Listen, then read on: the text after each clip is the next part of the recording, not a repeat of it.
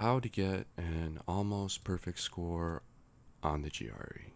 So it's July 2021. This is my first video, so bear with me. Why should you trust me? Why should you keep watching the video? Well, I took the test about a couple weeks ago, got pretty good scores, got a perfect score in verbal, got a 169 in quant, which sadly is only the 94th percentile. We'll talk about percentiles in a bit. And I was expecting a 5 in writing, but I got a 5.5, which is also pretty good. It says it's 98th percentile. The reason why I'm making this is because I've seen a lot of things online which I completely disagree with. There's also a lot of things online which are really annoying about people who are just like, how do I get a perfect score? And you could tell by the way they're saying it, by the way that they're thinking, that they're not going to get a perfect score. Now, I've got what is a pretty good score, so I do think I have some grounds to tell about how I got it.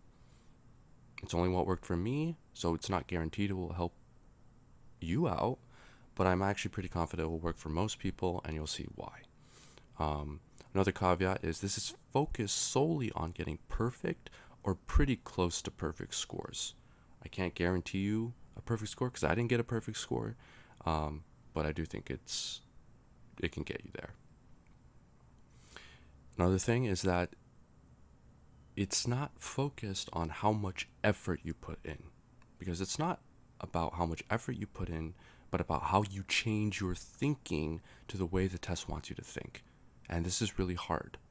It's hard for people to change the way they think because most people just like to, be on autopilot. I'm the exact same way. I'm a lazy person. I like living my life on autopilot. But you can't do the test on autopilot. Another caveat I need to talk about is that I used a test prep service, GregMAT. It's the only test prep service that I think is actually useful. I'm actually stealing a lot of his philosophy, and I'm just putting it into a video for people to watch. It's not an ad. He doesn't even know who I am. I'm not getting paid for this, but we'll talk about GregMAT in a bit. If you need help with test taking strategies and that, he has a YouTube channel which is free. He also has a paid service. It's up to you. Another caveat, I don't go over specific strategies in this video. I'm basically focusing on the overarching points that I think that you need in order to get a perfect score. The rest of the legwork, that's up to you. I just want to provide, sort of the overview of what you might want to focus on. I'm also not going to talk about the basics of the GRE. If you need that, you're going to have to watch an intro video. I think GregMAT has a couple of intro videos. They're free on YouTube. You can watch that, or you can just go to the ETS website.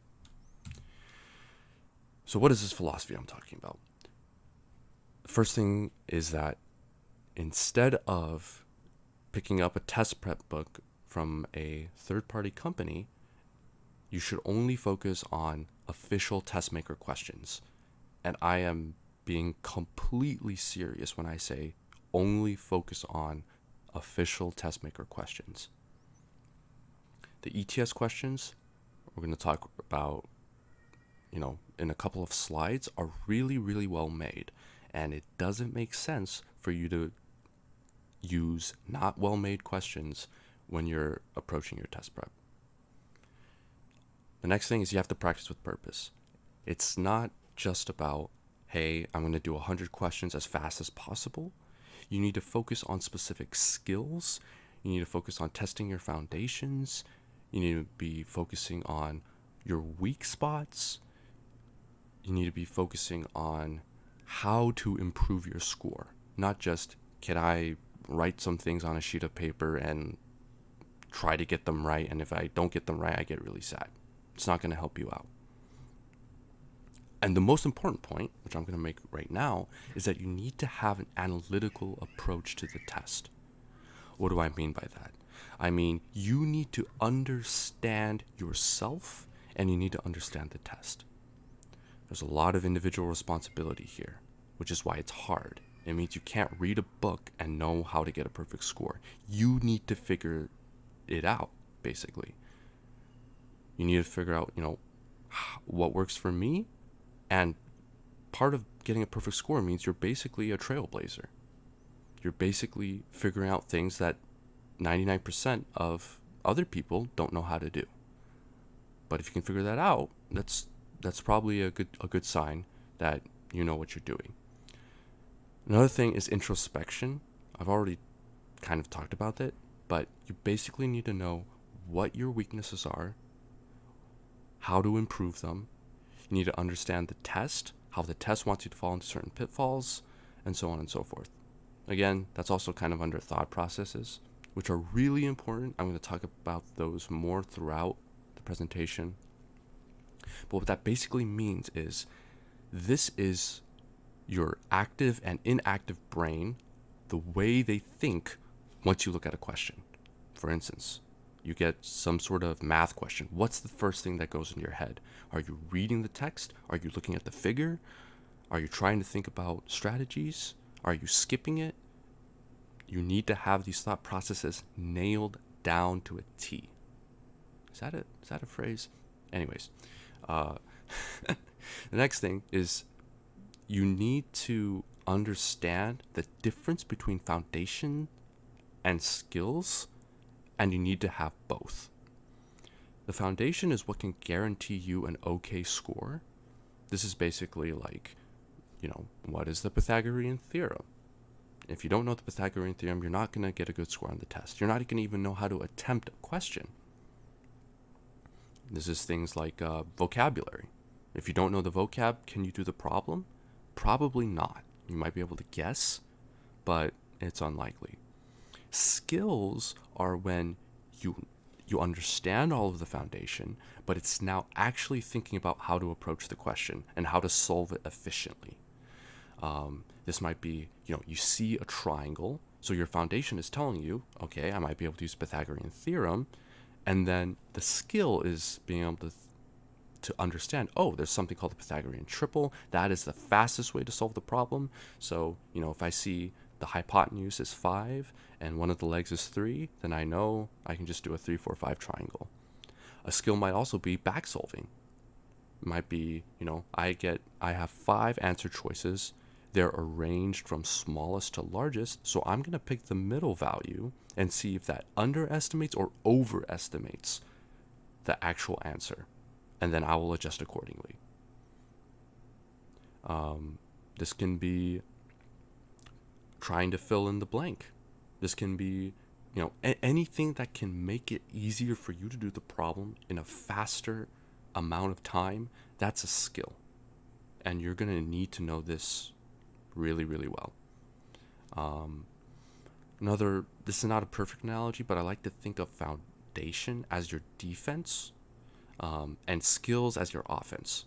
So if we imagine the GRE is like a knight, and the knight is trying to attack you, your shield is your foundation. Because if you don't know what the question's talking about, you just instantly lose. So that's your defense. And then once you actually say, hey, okay, I know I'm safe, now I can try to do my counterattack. Well, your counterattack is going to rely on your skills. It's going to rely on, can I do this fastly? How do I approach it? So on and so forth. Another really important point is you need to be in a dialogue with the test.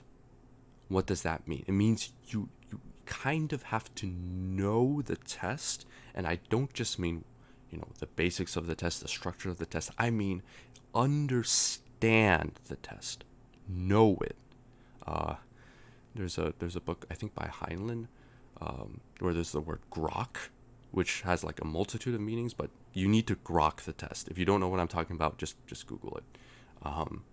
Was it Heinlein? Anyways, another part about this is that, if you have this thing called hard effort, you like, okay, I'm gonna make sure my foundations are good. I'm gonna, make sure I know my vocab, make sure I know my geometry.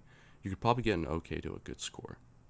But if you actually think the way the test wants you to think, that can give you a great score. That's the unlocking potential. Okay. So what about ETS questions? What makes them special? Well, they're well crafted. They're done by people who have, usually done this their entire life. They have a lot of data to make sure their questions are as good as possible. They're not discriminatory. They don't test things that you're not expected to know. There's no fault within them. Basically, you can trust them in the sense that they're going to be hard but fair. Fair in the sense that if they want to test X, they actually test X. Another part about these questions is that you can't underestimate them.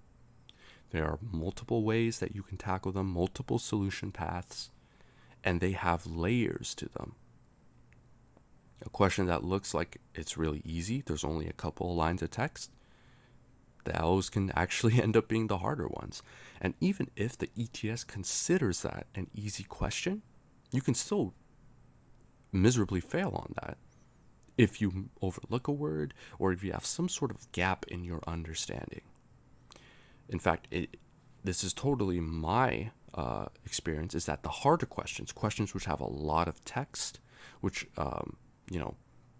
might seem hard at the beginning, are actually the easiest ones because you can't get caught up in a pitfall usually. So for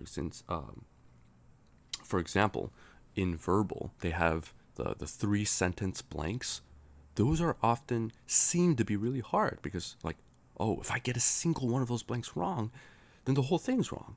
Well, if you have 3 blanks, that means you have 3 additional pieces of information, 3 things that have to match up for the sentence to make sense or for the block of text to make sense. So I almost never miss one of those questions.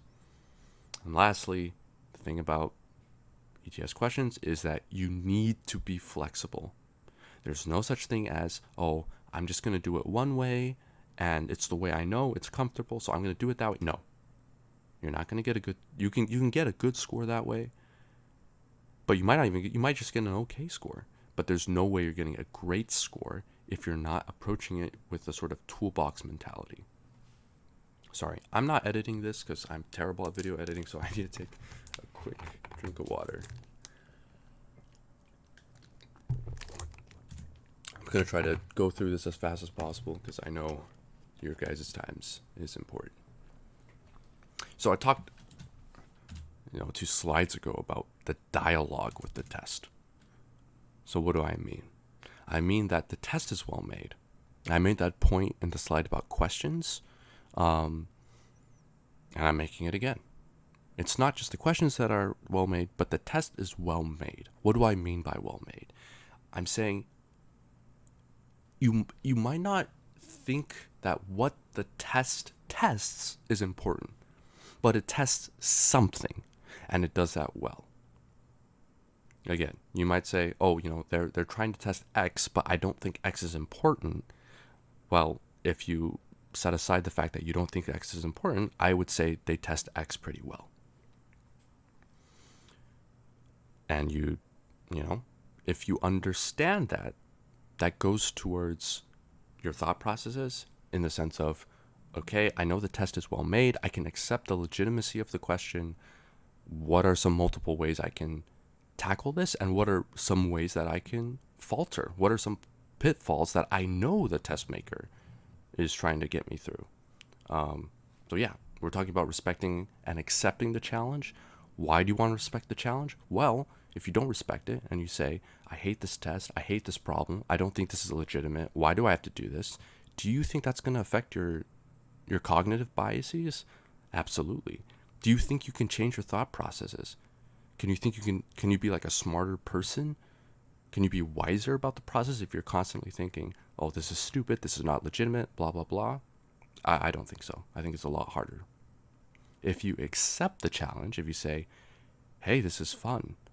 Hey, this is interesting. Wow, I feel like I'm learning something. I feel like, even if the knowledge isn't important, the way I'm changing the way my brain thinks is kind of cool. You're probably going to be more receptive to actually learning things. I already talked about it, but basically, understanding the test is thinking about the test from the test maker's perspective. How does the test maker want to trick you? What does the test maker know about the testing population? What do they know about 70% of people that makes them fail a question? What do they know about 90% of people that when they approach a question, they're going to fall into that pitfall? What do they know about 1% of people that have, good thinking strategies, good thought processes, that when they reach a question, they have a cool way to solve it? So they have a lot of data, ETS has a lot of data, and if you try to think from their perspective, it'll make questions not only more interesting, but also more useful for your study.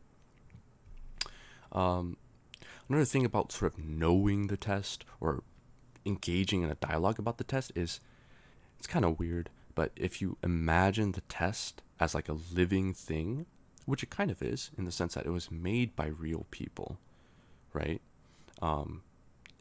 That's what I mean by having a dialogue with it. If you imagine it is a person and you're trying to understand that person, I think that, you'll do better on it. Another analogy for this is, it's a really weird analogy, but just bear with it for a second. In mythology around the world, there's often the story, and it's kind of sexist, but the story about like a princess who is really beautiful, and her father wants to marry her off, but she doesn't want to get married, so she has a wisdom test where basically, if you pass the test, you can marry her, and if you don't pass the test, well, you die, or you're exiled or whatever. I think that's a really helpful way to think about the test, because it's testing your wisdom. It's not testing like, can I go over 100 sheets of paper and can I, throw 2 months of effort? That's not going to work. What's going to work is, can you think outside the box?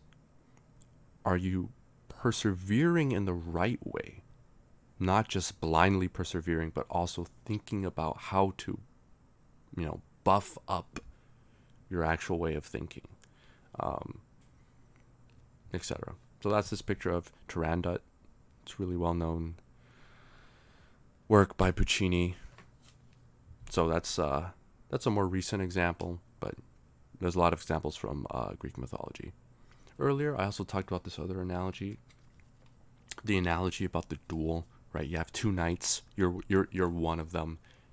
You need to defend against like the basics of the test, and you need to use your sword to basically look for the kinks in the armor, the sort of fatal flaws of the GRE. And the GRE sets those fatal flaws. They know that they intentionally give you an opening. That's another important thing to think about. When we're talking about this wisdom test for suitors, there's always usually some sort of opening. There's always a door.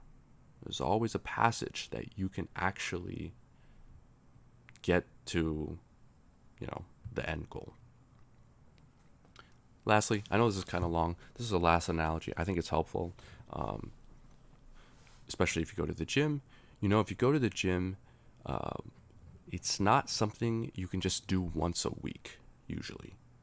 You need to basically, if you want to get well built, if you want to be in shape, you usually go, 3 to 4 times a week, and you work on different things. So one day I'll go to the gym and maybe I'll work on my upper body. Maybe the next day I'll work on my lower body, my legs, my calves. And if you're someone who just works on one body part, like maybe I only care about my biceps, it's going to look really out of proportion with the rest of my body. You can't neglect any part of the test if you want to do well on it. Even if you say, okay, well, I don't care about any other score, I just want a good quant score. Can you ignore geometry? No. Can you ignore data analysis? No. Can you ignore algebra? No. Can you ignore arithmetic? No. You need to know all the parts of that section, and you can't have any weaknesses. Again, this is about getting a perfect or close to perfect score. Can you cram when you go to the gym? Can you just go to the gym for one day and work out for 3 hours, and then the next day you look super well built? No, it takes practice, and it takes meaningful practice. Maybe I'm doing a specific exercise. I'm doing the exercise wrong. Is that going to help me out? No, I might get injured. You need to exercise carefully and properly and understand your body, in relation to someone else's body. Anyways, that's enough about that. Let's talk about verbal. So for verbal, what is your foundation? Well, your foundation is going to be vocab. Verbal is overwhelmingly vocab in the sense that you cannot get a good score unless you have a very, very good vocabulary. Sucks for non-native speakers, which means if you're a non-native speaker, this is just something you're going to have to grind out. If you're a native speaker, that doesn't mean you should celebrate. It means you also need to make sure that your vocabulary is rock solid. You might think you know a word, but you might not actually know it. So I'm exactly the same way. I read a lot, and I'll think I know a word because I see it pop up multiple times, and I have a meaning associated to it in my head, but I actually don't know what it means in isolation. So yeah, just make sure you actually know a word. What vocab list should you use? I use the GregMAT list. Notice I'm talking a lot about GregMAT. If I remember, I'll put it in the description and you can use that. Sorry, let me take a quick drink.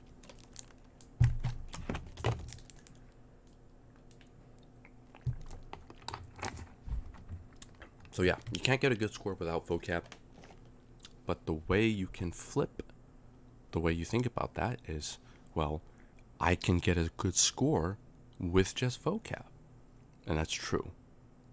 Vocab is so important that if you memorize it, if you know the strategies when you're facing vocab questions, you can probably get a good score.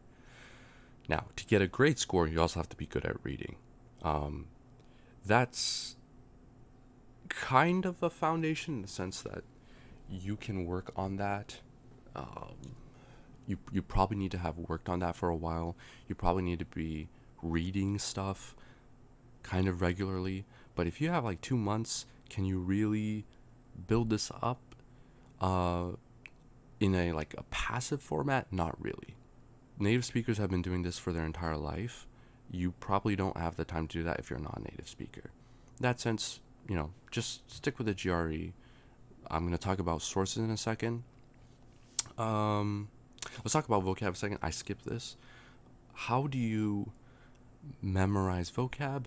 Well, you should have a word list, and in that list, you should have words that you know really well, that you don't have to practice that anymore, and you should also have words that you're weak at. So you might highlight them with green if you're pretty safe with them, and you just test those, once a week. And you also have red words, which I don't know really well, and you practice those every day, multiple times every day. You might want to use Anki. So Anki is just like a flashcard service. Google it, ANKI. Another memorization tip that I have for you is with each word, you want multiple things. First, you need the definition, and that definition can have multiple meanings. So check from multiple dictionaries if you have to. Next, you need synonyms and antonyms. Why? Because the GRE tests this all the time in their reading passages, in their sentence equivalence things, where you'll see a word in the passage and you'll need to provide a word that either has a positive correlation or like a negative correlation. So if the passage says, although most people thought this was good, actually it was bad. So you need to provide something of the opposite. So that's why synonyms and antonyms are good. You also probably want a sentence with each word. The way you want to make those sentences is the sentences should, like a GRE sentence, have related words to it that hint at its meaning. That will help you remember it. Another thing you can add in those sentences is you can make them like really weird in order for you to remember it better. So this is a sort of mnemonic thing that people do. If they want to remember something, they either sexualize it they might make it violent, or they just might make it really weird. So what's my example? Don't worry, it's going to be kind of PG. In each of my sentences, I had a story running through them. And my story was, there is a kingdom with cats, and the king is called King Meowkins. And each of the sentences deals with King Meowkins or Queen Meowkins. So for instance, if we're talking about a word like surreptitious, this is not a perfect example because I'm just doing this off the top of my head, but a sentence might be like, how would it go? For instance, wrapping the dark cloak around his body, Mr. Meowkins surreptitiously climbed up the ladder into his mistress's chamber to make sure no one would see him. That's actually not a great sentence, but you sort of get the idea, in the sense that with surreptitious, I'm also adding context to it that makes the meaning of surreptitious a bit more clear. You know, he's wrapping the cloak around him. He's trying to do something covertly. He's meeting a mistress. Maybe you probably don't want to be seen meeting a mistress. And the fact that he's a cat, it just, I don't know. It helps me remember it. Might be just something wrong with my brain. I don't know. So you can do it whatever you want. If you make it weird, you can probably remember it better. There's a lot of other tests that you can poach from. The old GRE Big Book, which I'll also talk a bit in Quant, has 27 tests in it. So can you bet that there's a lot of verbal that you can use from this? Yes. In particular, I think what you want to use is the reading passages. My caveat is my verbal has always been good. I'm a native speaker. Whenever I take one of these tests, like the SAT or the GRE or the GMAT or whatever, I always get a really good verbal score. In fact, I've always gotten perfect scores. So you might have to figure out your own way of how to improve how you're actually approaching verbal. So we talked a little bit about foundation. What about the actual skills? Use GregMAT. He has reading passage walkthroughs on his YouTube channel. You can just use that for free. Or if you use his service, I'm pretty sure he goes over a lot of big book sections. If you don't know how to use those skills, you need to use someone else, which is someone like GregMAT. Another good thing about the verbal is you have some leeway. So on the actual test, I missed two questions, but I still got a 170. So maybe you can go into the test being somewhat on ease, I guess. Not on ease, but you have a little bit of a cushion. Okay, now for the big thing, the quantitative. This was the section I had the most problem with, and it's also the section I improved the most with. So hopefully I can provide you with something here. First things first, you should probably start out with the math review and the math conventions that are given by the GRE company, ETS. If you just Google ETS math review or ETS math conventions, you'll see free PDFs given by ETS officially, which tell you what you need to know for the test and the conventions they're using. What do I mean by conventions? It means like if you see a geometrical figure, what can you assume about it? This should sort of be your Bible. I think I went to through the math review multiple times. Same thing with math conventions. This should probably be where you start, just so you understand, what are my weak points. And speaking about that, are you allowed to have a weak point? No, you can't have a weak point on the quant. Like I think I said a couple slides ago, you're just not allowed to have any weak spots, because if you miss one question, that's probably going to sink your score by 1. And it could be a question that uses multiple areas. It might be a geometry question, which you also need to use algebra. So that's just like a double whammy there. Again, you're going to have to use skills. So the most important skill you're going to have to learn is skipping questions. If you spend more than, if you look at a question, you probably have 10 seconds to judge it and say, can I get to a sufficient answer fast enough so that I don't sink my chances at other questions? If you let your pride get the better of you and you're looking at a question for like 2 or 3 minutes and you still don't get an answer, you're just doomed. I know this because I had this problem, like many other people. I'd say the majority of people have this problem. They don't like the idea of skipping a question because that means, oh, well, now I won't get a perfect score. Well, you certainly won't get a perfect score if you just get this negative spiral. So skip it for now, and maybe when you come back to it, you sort of have like a fresh mind after looking at other questions. So skipping questions is a skill, but you need to use skills in general.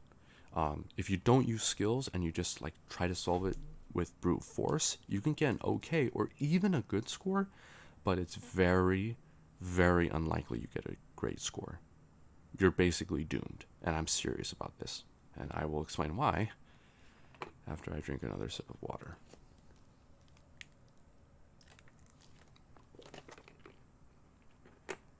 So why is this the case? The case is because I think I'll talk about it in a couple of slides, but the percentiles have gotten, especially at the top, have gotten harder and harder to achieve because people are getting more and more perfect scores. So the way that the GRE is basically trying to level that out is it's making questions that can be solved in multiple methods, but the most obvious method is really computationally intense. So if you see a question, you're like, oh, I should just use the method that I'm comfortable with. More likely than not, that comfortable method is going to cost you big time. That'll cost you time to review other questions or even to get to other questions. So you need, when you approach a question, your idea should be, how do I solve this in the most efficient manner possible? Not what's the most comfortable way for me to solve it. Let's talk about actual test materials. I realized I kind of skipped test materials for the last section. So what you have here is the OG, the official guide to the GRE. You can use it for verbal and quant. They also have a specific verbal reasoning book if you want to use it for verbal. Same thing for quant. You can use the OG again. It has real practice tests, and you can also pick up this GRE quantitative reasoning dedicated book. Outside of these two, what do you have? Well, you have a metric ton of stuff that you can use. I think the biggest change in my score was due to the GRE Big Book. The GRE Big Book has quantitative sections, and I went through every single one of its 27 tests, each test with 60 questions, and if there's anything I attribute to my score, it's this. Why is the GRE Big Book good? It's good because it's made by the same people. It's ETS. The questions have changed a little bit, but again, if we're talking about understanding the test, putting yourself in the test maker's shoes, do you think taking 27 tests will help you understand ETS if you're doing it in the right manner? The answer is yes. I felt like I understood the new test, even though it was slightly different, even though the questions were slightly changed, maybe even a little more difficult. I still felt like I understood the new GRE more after taking all the tests in the Big Book. If you want to use the Big Book, just understand you can't use a calculator. That's a huge thing, and yeah. What are some other sources you can use if you want to get a perfect score, which is what I'm assuming you probably want since you clicked on this video? You can use GMAT. GMAT is really, really good. It's probably a little harder than the GRE. They have two types of questions. They have problem-solving questions, which are similar to GRE problem-solving questions, and they also have data sufficiency questions. People will say skip the data sufficiency questions because they're really hard and they don't have an exact match on the GRE. We don't really have questions that are like data sufficiency. But the reason why they're so good is that they train your brain to think about, you know, information and to think about test taking. It's kind of hard to explain what data sufficiency looks like without giving an example. Just Google GMAT data sufficiency and look at one of those questions, and you'll know what I'm talking about.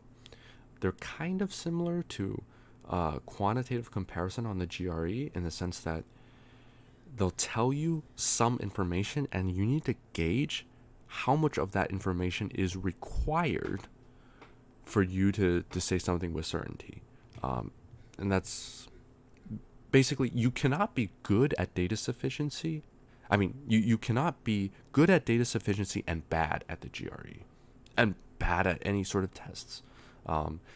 That might seem like a sort of circular way to get good at the GRE, but I'm saying if you really want to target those high scores, this is I would recommend doing them. See if it works for you. If you're around like a 160, do I recommend tackling data sufficiency? Probably not. If you're around like a 160, I would probably just say do the GRE Big Book, the old tests. Got a lot of content to work with. Once you get around 165, 166, 167, you can start doing GMAT. GMAT, you have 3 huge books that you can use. You have this official quantitative review guide, you have the official guide, and you also have this GMAT official advanced questions. I didn't use this advanced questions book, but I assume it's perfectly fine. There's also 2 free tests on MBA.com. MBA.com is it belongs to the official test, the makers of the GMAT. The reason why you can use the GMAT is because they basically, the people who make the questions are very similar to the people who make the GRE questions, in that they're qualified and they're making questions in a way that you can trust. Trust in the sense that they're going to better your thinking. In that vein, you can also take the old SAT. Old SAT was also made by ETS, so that's all the more reason. If you want to understand the test makers, you can take the old SAT. 2 free tests on MBA.com. I got 74th percentile on these 2 free GMAT tests. That ended up being 94th percentile on the GRE. I got a 169, 94th percentile. So there's a data point for you. A lot of people recommend the Manhattan 5-pound. I think it's okay. It probably won't hurt you. It's good for specific concepts because it has those sections outlined. For instance, if you're bad at triangles, they have a section on triangles. But make sure you don't do verbal or writing because they're terrible. For actual quantitative test-taking skills, just watch a GregMAT walkthrough on YouTube. It's free. Another way, if you don't want to use GregMAT, if you don't like his way of doing things, is you can Google a question and see how other people have done that question. This is very important. No one is 100% complete in the way they approach the test. So if you don't know how to do a question, or you want to know a faster way, just Google it. I can't do this question, so I'm going to copy and paste it, Google it. Maybe I'll screenshot it, put it on a form and ask people to help me. Whatever. Here. Is the quant getting harder? This is a bit controversial, but I say yes, it is getting harder. Not vertically, but horizontally. What do I mean by that? It's not getting, it's not just getting harder across the board. It's getting harder in the sense that you need to have a really good foundation. If you don't have a good foundation, you're automatically just probably going to get it wrong. And it's basically testing skills. there will usually be an easy way to solve, like an obvious way to solve it that's really hard to do computationally. And there will be like a harder way to, or like a less obvious way to solve it, but the less obvious way is really easy. So again, that's all focused on skills and knowing how to approach a question. As an example, on some of, so you get 2 free power preps. I've used both of them, and previously I was getting, I think, a 166 and a 167 on them. And then at the time, they had just released Power Prep Plus 3, which was like the newest example test that they had. And I got a 161 on it. And I was really confused because I was doing really well on the old test, but not well on the new test. I think the gap in the score was because I didn't have a solid foundation and I didn't have solid skills. Basically, every time I got a question, I would brute force it, or I would try to translate to algebra because I really like algebra. If I see a word problem, I'll translate it to algebra, but that actually turns out to be really bad. And the test makers actually target people like me. So don't be that person. Understand that skills are really, really important, and you need to approach questions efficiently.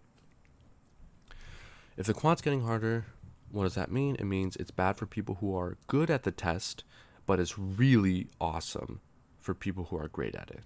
Why? If you're great at it, because the questions are harder, you have a bit of a larger cushion. And if you're just good at it, the test maker wants to make those percentiles harder, so they're targeting you.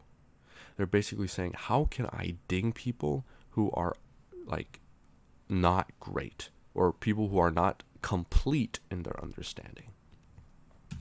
As an example of this, what was the problem with the old GRE? Notice if you got a perfect score on the old GRE, what was your percentile? 94. That means 6% of the population, I can't distinguish between them, even though they got a perfect score. In fact, you could have, in some cases, if you look at the GRE Big Book, the old tests, you can miss like 4 or 5 questions on the quant and still get an 800. So it's really hard to distinguish between an 800 who got everything right and finished really quickly versus an 800 who like barely scraped by.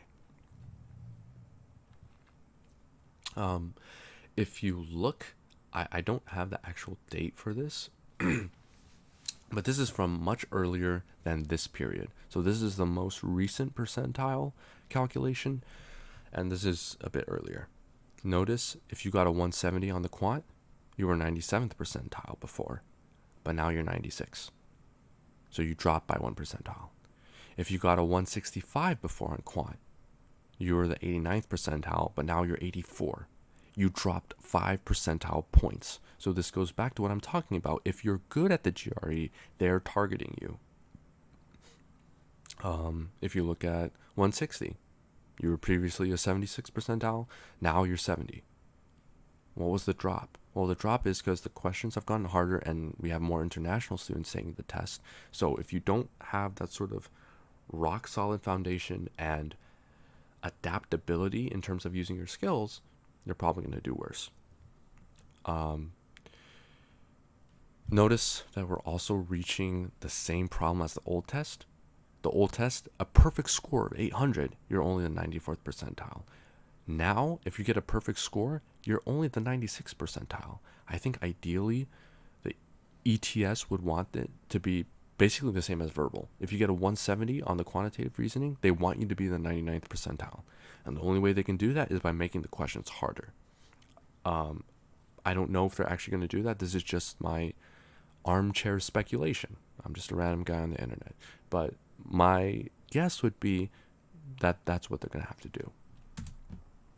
Writing, I'm not going to talk much about it. I don't really care about the writing. If you want to know how to do the writing, watch GregMAT's videos on YouTube. Again, they're free. He'll talk basically about how to get a good score. But basically, you need a high word count. For some reason, I don't understand why. They reward you for having more words. Secondly, you probably want a plan. basically, because writing is the first thing that you see, you don't want to just, look at the prompt and like glaze over for 2 or 3 minutes before you actually launch into your thing.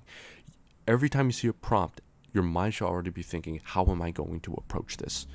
For instance, what's the structure of my essay going to be? I'm going to have an intro, 3 body paragraphs, and a conclusion. In my intro paragraph, I'm going to have X, Y, Z. In my body paragraphs, each of them, I'm going to have X, Y, Z. You need to know that.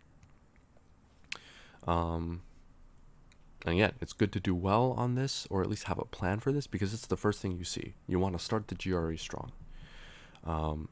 My plan, as an example, was that whenever I got a prompt, I was just going to use my discipline. So if you can guess from my channel name, my new channel name, I'm an econ. So anytime I got a prompt, I would always relate it to econ in some manner. I really like the history of economics, like the history of people thinking about economics, sort of like the intellectual progression, intellectual development. So in the GRE, they have a lot of those passages where it's like, there are 2 biologists and they're writing about monkeys and they disagree about monkeys here. And then, it's like a really arcane passage, but it basically tells you like, this guy thinks this thinks that. Maybe 30 years ago they thought this, but this is how it's changed. I was basically writing my responding to prompts like that. I was writing it the way the GRE writes an academic passage. They have a free or it's not a free service. I think it's like $20 or $30 where they rate a bunch of your essays. If you really want to get a 6, you could probably just buy this service and learn the algorithm, because half of your part of your score is scored by a computer. So if you learn the algorithm, you can probably guarantee a 6. Quick words about the experimental section. If you know the test and you sort of know the way questions should look like, you might be able to spot this. I was able to spot mine, but I wouldn't be too sure of this. Treat it like the real thing anyway. Why? And why would you do that? Because if you don't treat it like the real thing and you mess up on it, well, guess what? That will destroy your test. Treat it like the real thing. Treat it as extra practice. Treat it as getting into the zone. But on the flip side of that, if you do badly on it, don't let it tilt you. I had a really weird quantitative experimental section, and I almost got omega tilted from it. But at the end, I was like, I'm pretty sure this is the experimental section. I didn't do great, but whatever. I'm just gonna let it pass by me and do and finish as well as I can. You should have the same sort of outlook. Okay, so sorry, this is a lot longer than I thought. How do you actually prepare for the test? The main thing is you need both timed and untimed practice. What do you do in untimed practice? In untimed practice, you look at a question and you deconstruct it. You check, how is this question trying to trick me? What sort of information am I given? What sort of information do I have to sort of deduce? What sort of multiple pathways can I take to solve this question? What is the most efficient pathway to solve this question? And again, also be introspective. When you look at the question in an untimed manner, what does your mind instantly think? Were your thought processes correct or were they wrong? Focus on training those thought processes. And then in timed practice, you verify those thought processes. You're checking that what you thought worked in untimed actually works in a timed practice. You're making sure that whatever your brain is doing automatically, and also when you're actually thinking about a problem, that those thought processes actually get the right answer. Your time practices are also test prep in the sense that they help you understand at what level you would be at if it was an actual test. Again, and you're also limit testing. the only way you can accurately test your understanding and to test your limits is by doing time practice. So you need both. If you're lacking in your thought processes, or if you're just like, you see a question, you're like, I have no idea how to approach it, you probably want to do untimed practice just to get those brain pathways laid down first. Once you're feeling a bit more confident, once you're able to look at a question and know how to solve it, or at least know the processes to start to solve it, you can start doing time practice. And it's not like a linear thing either. You can have both. You might do untimed practice for one section and timed for another if you're looking at a book or whatever. Another thing is, it's related to thought processes, but this is skill discovery. Learning how to use different skills and actually implementing them in a practice session is what is going to cement those skills. Another really important thing is you need to go over every previous question, right or wrong. And again, this is just on training and verifying your thought processes. Because you might have gotten the question right by guessing. And you might have gotten a question wrong because you misread the question.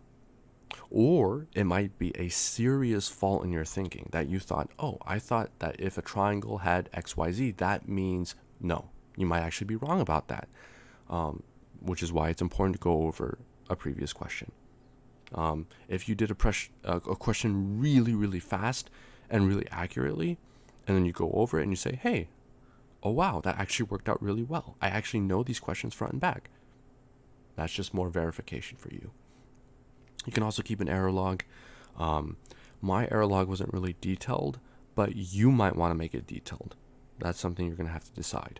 My error log basically just had the question and the page number. So if I got a question wrong on Big Book, I would just say it's page 554. It was question 20. You might want to have an actual description of why you missed the question. So again, if it was a question about triangles, you just write a paragraph and you think about it and you introspect and you say, hey, I saw this triangle. I thought that because I saw XYZ that I could assume ABC. Turns out I can't assume that. And by writing it out, you're helping cement it in your brain. Another thing, when you're preparing for the test, treat it like the real thing. Seriously. Too many people, because we humans are lazy, including me, I'm incredibly lazy, we don't want to test, we don't want to do test prep in testing conditions, but you have to do this. I'm a pretty anxious person, so for me, the way to lower my anxiety is by repetition and by replicating a situation. So if I'm taking a practice test from ETS, everything is regimented in the sense that I wake up at the time I would wake up for an actual GRE test. I take the GRE test at the same time, the practice test at the same time I would take the actual test. I eat the same food. I use the same paper, if possible. I use a pencil because I don't get a pen, or if you get a pen, you use a pen, so on and so forth. What do I mean? For instance, if you're taking the test in the afternoon and you plan to wake up, you plan to wake up at 11, actually wake up at 11 and actually take the test at, 1 p.m. Eat the food that you're planning to eat on that day. Use the bathroom. Let's say, in the morning you need to use the bathroom. Then make it so that your body is used to using the bathroom in the morning or using the bathroom in the afternoon. Whatever it is, regulating your body and lowering that variance is going to help. I know that's kind of nerdy and stupid, but trust me, it works. If you're going to use calming exercises, make sure you've used them beforehand. You can't just expect if I get stuck on a question, I'll try meditating, really quickly. Well, or I'll try this breathing exercise. Well, if you don't ever actually do that on an actual practice test, I don't think it's going to work on the actual test. Another thing is to understand your breaking points. What do I mean by that? I mean, at a certain point, your performance is going to decrease. And you need to acknowledge that, and you need to understand that, and you need to mitigate that. So I was doing basically 2 big book tests a day. And after the end of the second big book test, I would get a headache every single time. And on the actual GRE, I would also get headaches, just like tests in real life. So I understanding that, hey, I'm going to get a headache after around 60, 90 questions. Maybe I'll get slower in my thinking. Maybe I'll make more mistakes. If you understand that, if you're cognizant of that, it will usually help. Another thing is have a game plan for how you're going to take it. For instance, if your program, the programs you're applying to, don't care about writing, you could potentially skip it. Or if you know, for instance, I knew when I was taking writing that I would get a 5. I actually got a 5.5, but I was just saying, I've taken it multiple times before. I've always gotten a 5. I'm probably just going to get a 5 regardless. So I'm going to do it pretty relaxed and to save my mental energy on later sections. Another thing might be, when I hit the quant sections, I'm going to skip all of the quantitative comparison questions because those are hard. I'm going to go to problem solving right away. Again, that just goes to you understanding yourself and how you take the test. So how do you actually test it? I've already talked a little bit about this, but when you make an ETS account on the official site, you have unlimited access to 2 free power preps. You should probably use the first one as a diagnostic after you know the basics of the test. If you just go into Power Prep 1 blind, you might get thrown off by question types just because you don't know how the questions actually work. So maybe spend 1 week or 2 weeks to understand the basics of the GRE and then use the first as a diagnostic. Then, if you only want to use the free test, you keep the second test basically like 1 week to 2 weeks before your actual test to test the level where you're at. There are also 3 free Power Prep Pluses, and those cost money. They're $40, but they are literal gold. They are really, really good. There's no better indication of how the actual test is going to be than these Power Prep Pluses. They're $40, but the real test is what, like $200 to $300. So they're like a fourth or a fifth of the price. Basically, it's better to spend $40 here than have to potentially retake. Of the 3 Power Prep Pluses, the third one, Power Prep Plus 3, was I think released 1 or 2 years ago, and that's the closest to the current test.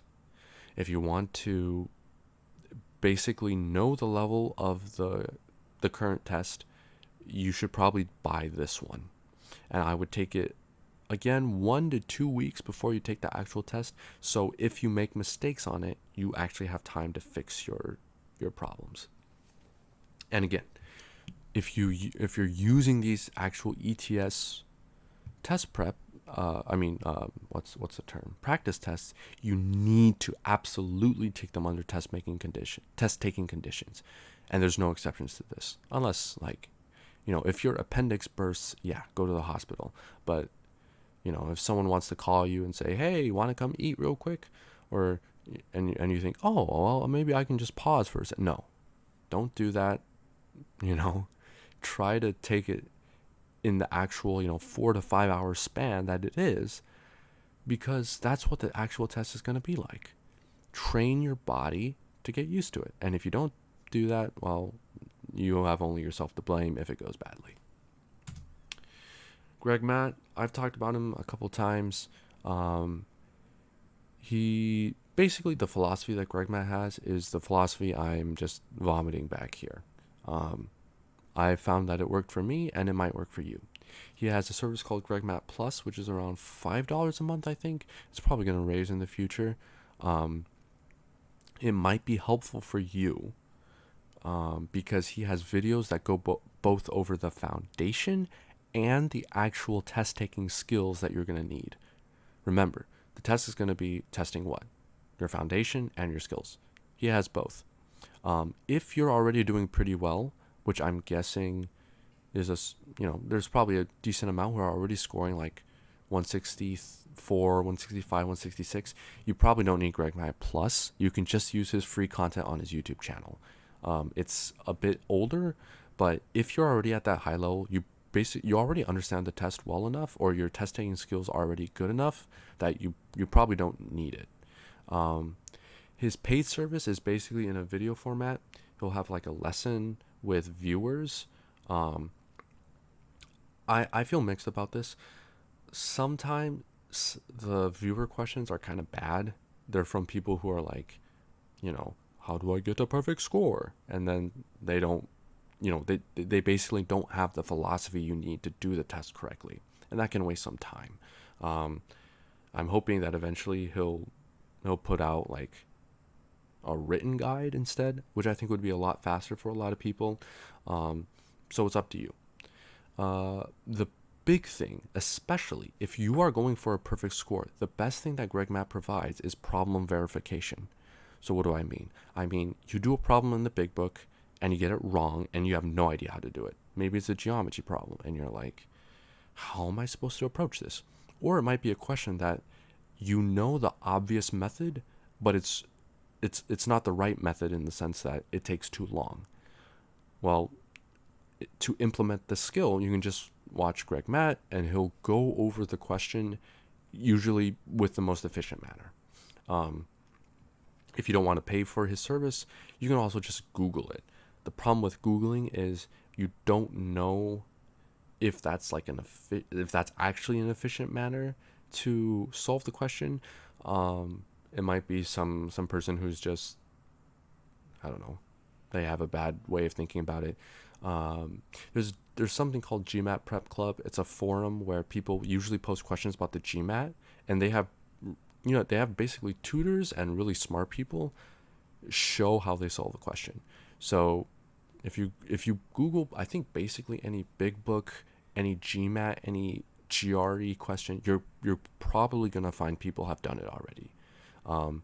So you don't need to buy GregMAT, but if you want to, you can do it. He also has a lot of content.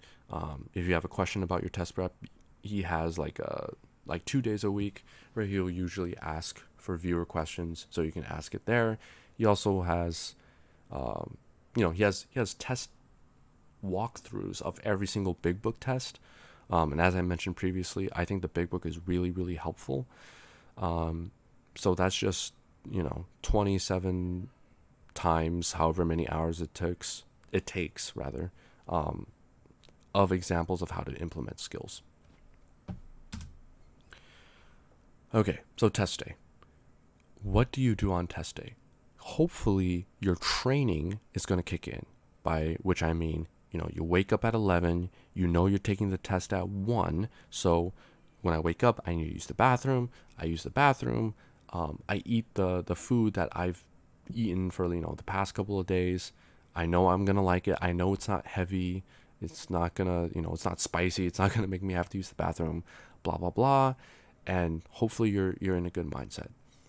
That being said, I know it's gonna be hard because it's kind of a important thing. It's an important day. It's kind of high stakes. When I woke up that like 2 or 3 weeks ago, I had really, really bad anxiety. So what I did was, my anxiety made me want to vomit, because that's actually a physiological reaction to stress. So I just took antacid tablets, and that helped a bunch. Another thing is, when you go into the test, you have a break.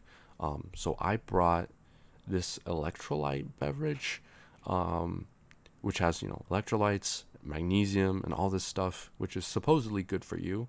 And I found it really refreshed me. You probably have a snack as well. Might be like a breakfast. What are these called? Breakfast biscuits. Might be like graham crackers or something.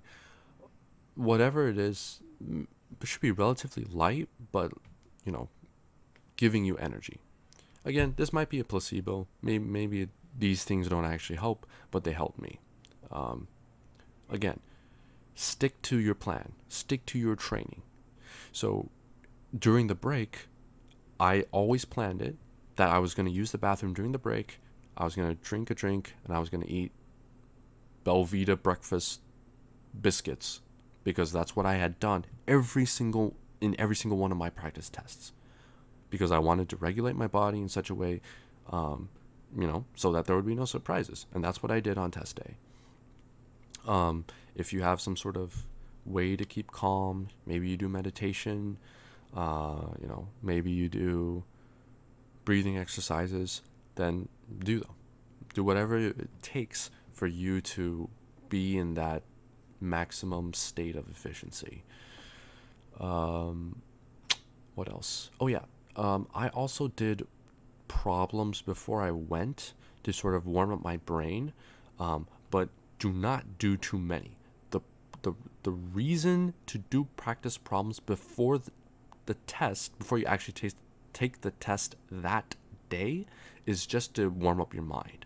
If at any point you're doing those test problems and you feel frustrated, or you feel like you're about to get a headache, which I did, I think I did like 20 to 40 quant questions, and then I started to feel a little fatigued. I immediately stopped, and I was like, yep, I'm warmed up, I'm ready.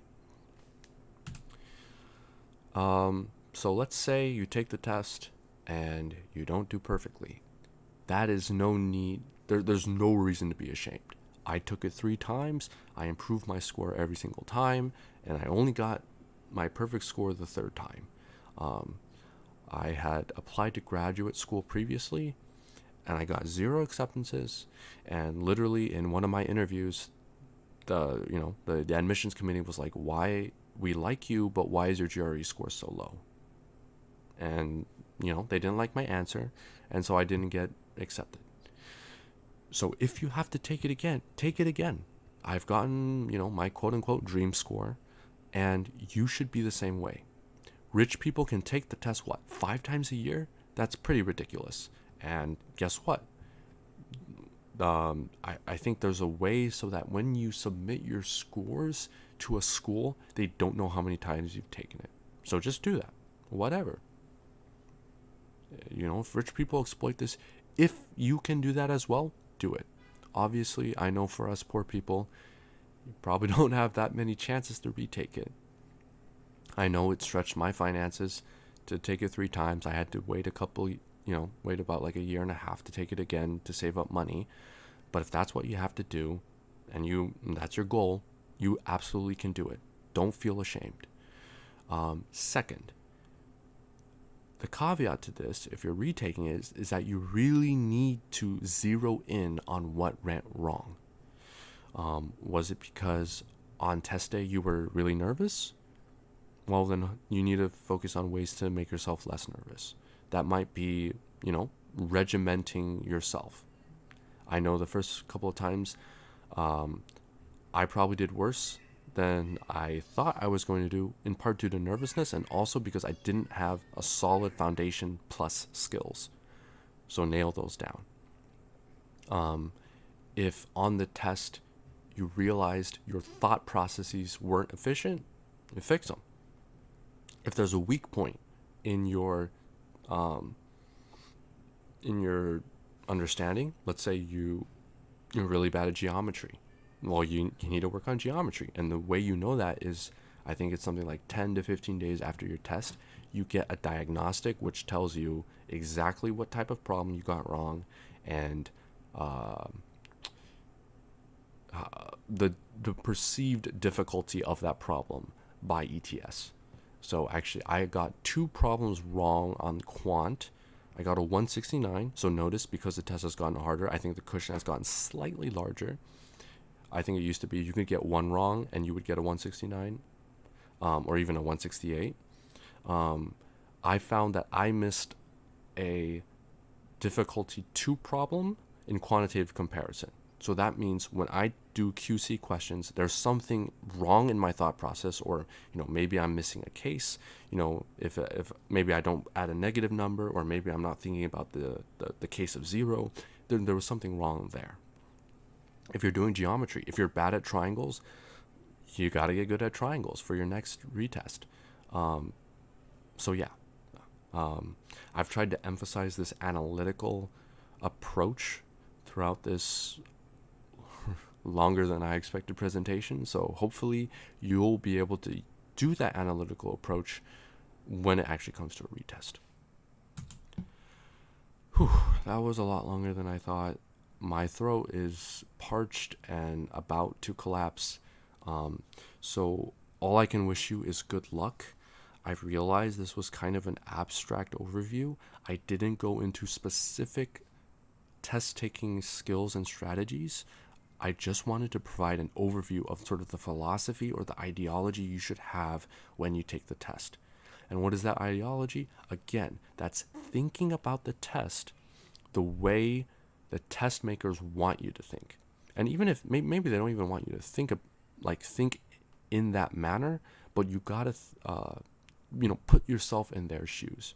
It's the same thing that applies to any class you take. If I'm taking a math class and there's going to be a test, I need to think about, hey, if I was the professor, what sort of questions would I put on there? Oh, maybe I need to put in this theorem because that theorem is super important. I definitely need to test them about that. Same principle can be applied to the GRE. Second thing, only use official materials. The only material that you could even think about using would be like the Manhattan 5-pound for quant, and even that is completely unnecessary when you think about it, because there's something like 1,000+ new GRE questions. And if you look at the old GRE prep, it's 27 tests in the big book times 60 quant questions. That's another crazy amount of quant questions, plus GMAT, plus SAT. These are all officially vetted questions by professionals that you can trust. So don't use Kaplan, don't use Manhattan. For God's sake, don't use Magoosh. I used Magoosh at first. I wasted something like $300, and it absolutely did not help me. I just used the GRE Big Book, and that actually improved my score by 10 points in quant. Magoosh did not help me whatsoever. Basically, there's really no reason to use third-party questions. As for test prep companies, I've recommended GregMAT. If you're already at a pretty high level, you don't need GregMAT, but if you're, for whatever reason, unable to think about those skills, unable to think about those strategies, unable to be flexible in your thinking, it might help you to see how a really good test taker actually approaches it, and that's GregMAT. There might be other services out there, but I haven't used them, so I don't know about them. I would recommend against them because you can either do it yourself, or GregMAT Plus is $5 a month. You're probably realistically only needing to spend 1 to 2 months if you're already at a pretty decent level. If you're scoring like a 165s, you probably only need like 1 to 2 months of prep, maybe even less, in order to improve your score. So I took the GRE twice previously. I wasn't scoring at the right scores, and then this summer I spent, I think, like a month and a half with some really intense but focused preparation, and I got the score I wanted. That's another point. It's not about how much effort can I throw at the wall, but how much of that effort is targeted and meaningful and conscientious. Am I actually trying to improve myself? Am I actually thinking about the mistakes in my thought processes? I'm trying to think, is there anything else I forgot? I don't think so. The only other point is, remember, when you're taking a practice test, take it like the real thing. I'm a really anxious person, so I regimented my body pretty, pretty, pretty rough, or, I don't know why, I can't think right now. But basically, I was very strict. Oh, that's the word. I was very strict in the sense that I was waking up at 11 because I was taking the test at 1 p.m. I woke up at 11 every single day. I had the same breakfast every single day. I used the bathroom at the same time. I washed my face the same method, blah, blah, blah. That helped lower my anxiety. And I think that will help most people. But if that doesn't help you out, that's fine. You know, different people have different ways of thinking, different ways of approaching something. And actually, that should be the final point. Is again, I've tried to emphasize having an analytical approach. So know yourself, treat my words critically. Maybe there's something I've said that's incorrect, or maybe it doesn't apply to you. That should apply to your thinking about the test as well. You know, maybe what I say doesn't work for you, but you figure out a way that works for you. So yeah, good luck, and I hope you get the score you want. Thanks.